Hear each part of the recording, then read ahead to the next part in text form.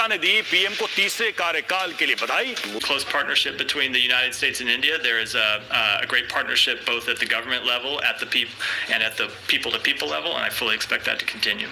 मुबारकबाद पे मुबारकबाद आ रही है।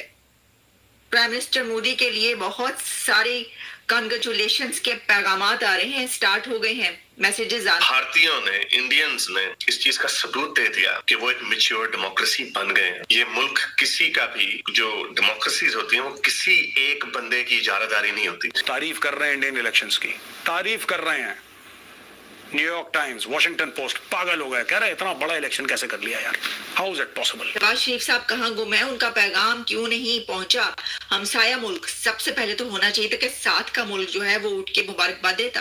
दुनिया का सबसे बड़ा जमहूरियत, largest democracy in the world, किसने नरेंद्र मोदी साहब को मुबारकबाद भेजी है? उसमें सबसे पहले तो आपको पता है जॉर्जिया मेलोनी है। उन्होंने बड़ी वार्म विशेस भेजी है नरेंद्र मोदी साहब को, और उनको उन्होंने ये कहा है कि हम ये चाहते हैं कि ताल्लुकात मजीद अच्छे हों और जो टाइज हैं वो स्ट्रेंथन करने की बात की है। बहुत मुबारकबाद पेश की है जॉर्जिया मेलोनी ने।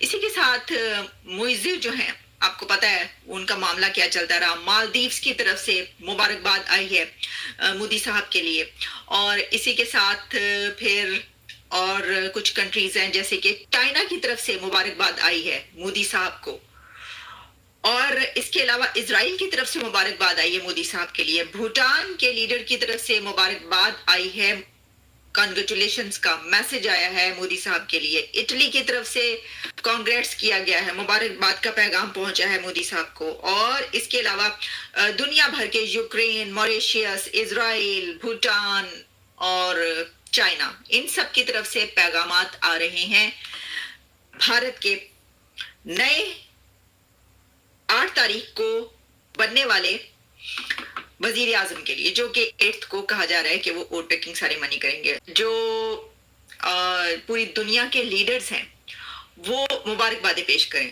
तो मुबारकबाद पे मुबारकबाद आ रही है।